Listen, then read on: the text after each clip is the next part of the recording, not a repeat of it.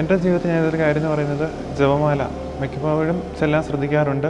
മിക്കവാറും ഒന്നിച്ച് 5 രഹസ്യങ്ങൾ ചൊല്ലി തീർക്കാൻ സാധിക്കാറില്ല. കാരണം പ്രിപ്പയർ ചെയ്യേണ്ട ആവശ്യമുണ്ട്. അതുപോലെ വേറെ എന്തെങ്കിലുമൊക്കെ പ്രോഗ്രാമുകളൊക്കെ ഉണ്ടാകും. അപ്പോൾ കണ്ടിന്യൂസ് ആയിട്ട് 5 രഹസ്യങ്ങൾ ചിലപ്പോൾ ചൊല്ലി തീർക്കാൻ സാധിച്ചെന്ന് വരില്ല. ഞാൻ ചെയ്തൊരു കാര്യം എന്ന് പറയുന്നത് രാവിലെ ഞാൻ 7 മണിയാകുമ്പോൾ വീട്ടിൽ നിന്ന് ഇറങ്ങും. പിന്നെ ചെമ്പേരി പോയി അവിടെ വെയിറ്റ് ചെയ്യും. കൂടെയുള്ള 2 പേര് വരുന്നതിന് അവിടെ വെയിറ്റ് ചെയ്യും. അപ്പോൾ അങ്ങനെ വെയിറ്റ് ചെയ്യുന്ന സമയത്ത് അതുപോലെ തന്നെ ബസ്സിലിരുന്നൊക്കെ സാധിക്കുന്ന ഓരോ രഹസ്യങ്ങൾ ചൊല്ലി തീർത്താണ് ഞാൻ സാധാരണ ജപമാല മുഴുവനാക്കി തീർക്കാറുള്ളത്.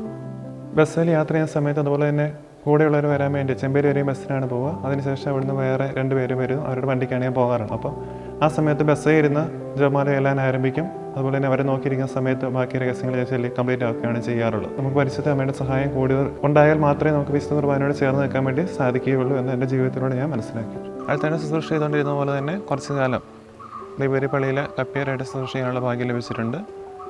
അതുപോലെ തന്നെ ഫ്രണ്ട്സ് അച്ഛൻ വന്ന സമയത്ത് അച്ഛന് ഒരു കീബോർഡ് ഉണ്ടായിരുന്നു. അപ്പോൾ പിള്ളേരൊക്കെ കൂട്ടി അച്ഛൻ ഗായക സംഘത്തൊക്കെ രൂപപ്പെടുത്തിയ സമയത്ത് അച്ഛൻ എന്നെയും കീബോർഡ് പഠിക്കാനായിട്ട് വിളിച്ചു. മിക്കവാറും അതിനുശേഷം വന്ന് എനിക്ക് തോന്നുന്നു ഒരു 3-4 വർഷം തിരുനാളുകൾക്കെല്ലാം ഗായക സംഘത്തോടൊപ്പം കീബോർഡ് വായിക്കാനായിട്ട് ഭാഗ്യം ലഭിച്ചിട്ടുണ്ട്. അതുപോലെ +2 പഠിക്കുമ്പോൾ തൊട്ട് സൺഡേ സ്കൂളിൽ പ്രവർത്തിക്കാനും ഇപ്പോൾ കഴിഞ്ഞ വർഷം വരെ ഏകദേശം എല്ലാ ദിവസവും തന്നെ പഠിപ്പിക്കുന്നുണ്ടായിരുന്നു. പിന്നെ കുറച്ച് തിരക്കായതുകൊണ്ട് എല്ലാ ദിവസവും ഇല്ലെങ്കിലും അധ്യാപകരുടെ കുറവുള്ള ദിവസങ്ങളിൽ വേദപാഠം പഠിപ്പിക്കാൻ ഇപ്പോഴും സമയം ലഭിക്കാറുണ്ട്. അതിലൊക്കെ ഞാൻ ഒത്തിരി അഭിമാനിക്കുന്നു.